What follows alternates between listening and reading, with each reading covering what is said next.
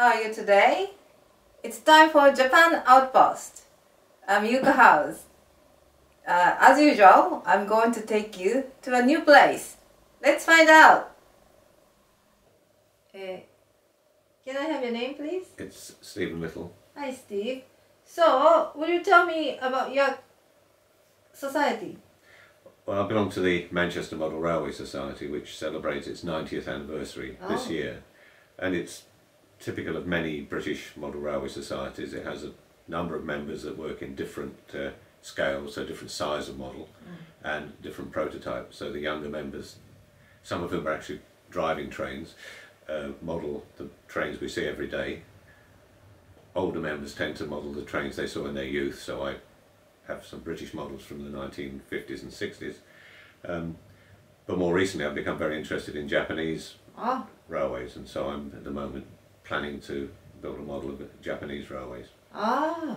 So tell me a little more about the society. How often do you meet? Well, the club that the society's, the club rooms that we've had for the last 30 odd years are open 3 days and afternoons most weeks. But once a month we have a speaker to talk about a particular aspect either of models or of the prototype history of the railways. And occasionally we have special events, so we'll be having a special anniversary event this year.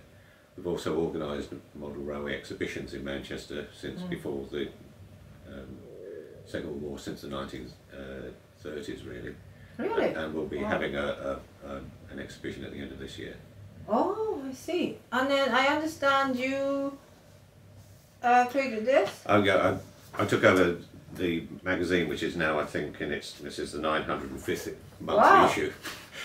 This again started a very long time ago. We have a colleague at the moment who is going through the archives and producing a history of the society. But I'll take the opportunity to use some of my own photographs, in this case of a Japanese train runs from Kyushu to Hokkaido. And again, earlier last year, the 50th anniversary of the Shinkansen. That's why Shinkansen. You have to have the Shinkansen. That's why this is the old Shinkansen. Yeah, that's why it's the old series. I see. And I understand you're the editor. That's right. I see. So then, I understand you have many models.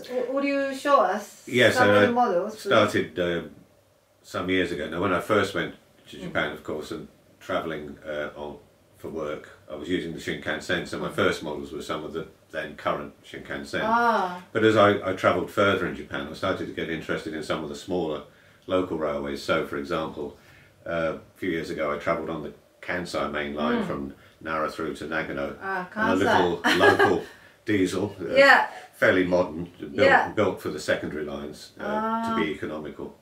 And a couple of years ago, travelling with my family, we took a local train to see the Kintaikyo Bridge, the famous Silk Brocade Bridge, and we took a local JR train from... this is for the... And this is the regional livery for the Hiroshima district. And, I see.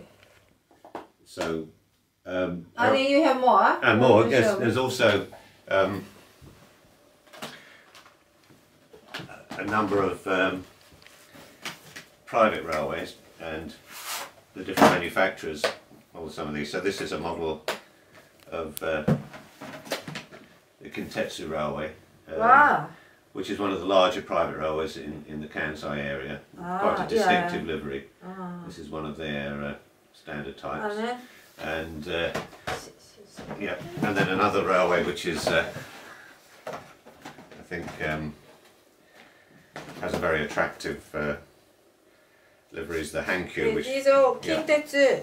So this is Kintetsu. This is that's Hankyu. And this is Hankyu, which has a very attractive maroon livery. It operates again nice between colour. Kyoto, Osaka, Kobe. And so I want to build a model that shows both the JR lines and then the private lines running alongside. How about this box? We've got another box. This is of the variety of the JR local trains. How about this one? Again, this is the little local standard livery of the local Kihar 40, which is now some 30 or 40 years old, being replaced by more modern vehicles, but still very many parts of Japan you can travel. Nice box. Yes, yeah. So the Japanese system is to build the railway into what they call a book, really, which means that you can store it very simply. And then all this is JR. Again, this is JR Nagano area. Nagano area. This is the Chuo line. Yep, and this is I think this is the most recent one I got. This is the part of the Chuo line. Again, a fairly modern electric unit that runs the local services from Nagano from Nagoya up into the Japanese Alps. I see. And you'll see these when you take the limited express. You'll pass these as they sit in the local station to let you pass. So I'd like to collect the models of areas I've been to, but of course there's a great variety in Japan, both in the former government railway lines. Super Yakumo. Where is this one? This is one runs from Okayama and Okayama towards the Sea of Japan. Yeah, so this is so this is one I got. I've got this one second-hand at a good price. So this is slightly further west. They're purple. Yeah, so they're very Japanese trains are, I think, popular because there's great variety. There's a great variety of styles in both in the trains and in the decoration, and also the quality and the price is very good for this type of. I see. So Japanese model trains are popular. I see.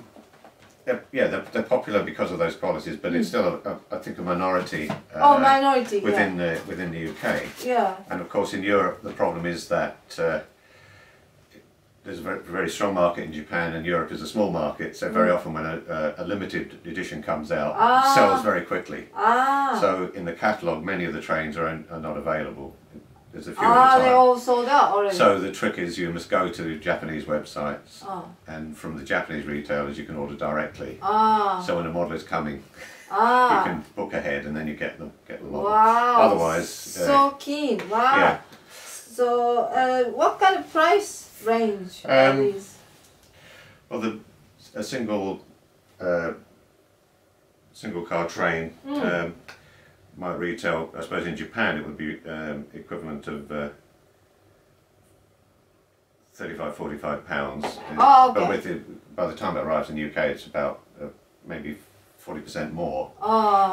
If you wanted to have a full Shinkansen set with maybe 16 cars, that might set you back a couple of £100. Well, expensive thing. And also a full Shinkansen, even in this scale, which is 1 to 150, which is a relatively small scale, N gauge, and there's a similar scale for British trains.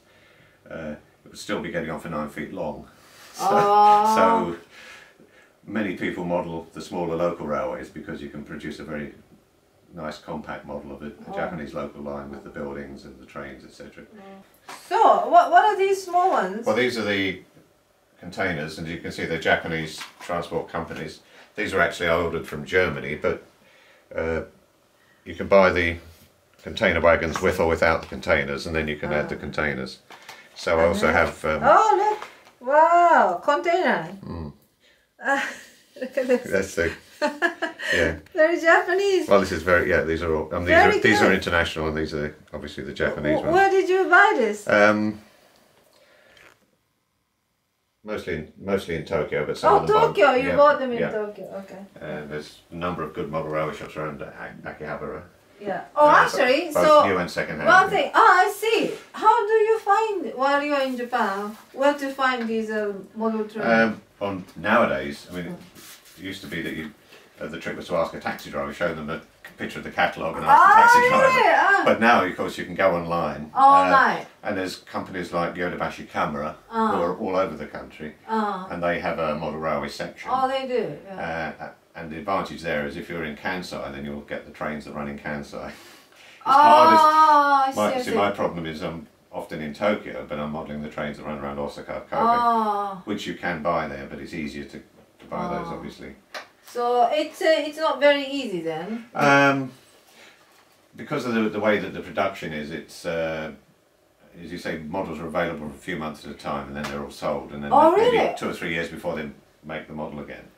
So when you're outside the country and you want a particular model, then you really have to order it and pay the extra cost. I see, I see. But if your timing's right and the model is issued when you're in Japan, you save a lot of money. I see, I see. I think things like the buildings and bridges and some of the basic things are always available, and you can, I see, I see. and there's a very good range of model buildings for stations and offices and factories and so forth. I see. So there's one store in Akihabara, you said? Well, there's several, yeah. Several? Yeah, yeah. Several Akihabara. I see. So it's Akihabara is a fun place to visit for you. So that's right. it's not just a character shop. No.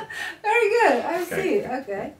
Some of the private railways, like Kintetsu, were quite innovative. And Kintetsu produced the first double-decker train back in the 1960s. I see, double-decker train. So and articulated, so it has to be in one long box because it's all joined together. I see, I see. And they have the more recent model is separate carriages. Separate. I so see. it's easier, interesting. So that's quite an unusual model. I see. I say it's those things that make Japanese railways very attractive. The variety and the unusual I stuff. see. And then how they park and everything. And I think they are. Yes, obviously. Japanese people have smaller living spaces than European people have smaller living spaces than American people. So they're designed to not take up space. Compact packaging. Yeah, but in Japan, it's possible if you have a collection like this, you can go to a commercial model railway layout and pay to run your trains and see them running. I see. So that they don't have to do it at their own home, yeah? So you don't have space at home and you want to model the long trains, then you can take them and see them and take pictures. Which is what you do in a club as well, because a lot of members might not have their own layout, but they bring their trains, then you can take pictures and videos of your train on the right. I see, okay. Yeah. Steve, I understand you wrote a lot of local trains in Japan. Yeah, how did it happen? Well, it started really going to conferences. You tend to be organised together in a group and you travel on the bullet train together. But back in 1998 we had a week in the Kansai Science City, which was built deliberately where three prefectures join as a political statement, but unfortunately not close to a mainline station, so we had to commute from Nara, where the hotels were, by 2 local lines on the Kintetsu, then a shuttle bus. And I started to get a feel for some of the local railways. That's when I decided to take the Kansai main line back through the mountains to Nagano. And if you're an independent traveller, if you're making your own trip, then you have the advantage that you're not sort of set in a coach. You know, you might book a trip and it says you'll travel on the Shinkansen from Osaka to Kobe, then you'll go by bus to around the group. When you're on your own, you're on the local train with the local people, you get a very different feel for the country. And so when I went with my family to the Kintaikyo Bridge, we took a little local line from the Sanyo main line, walked from the station to the bridge, from the bridge to another station on the same line, travelled back with all the school children on a little private train to the city. So I see. And again in Hokkaido, going from Sapporo to Otaru and then on to Koichi, at the end of the electric onto the diesel. And again, the single car train going up into the mountains is a very different experience from even travelling on the local trains, obviously in the metropolitan areas. So most of my trips to Japan had been just to Honshu, but 2 years ago I managed to take the train across the bridge to Takamatsu. And in Takamatsu there's a little local railway. And like many of the local railways, they run on a limited budget.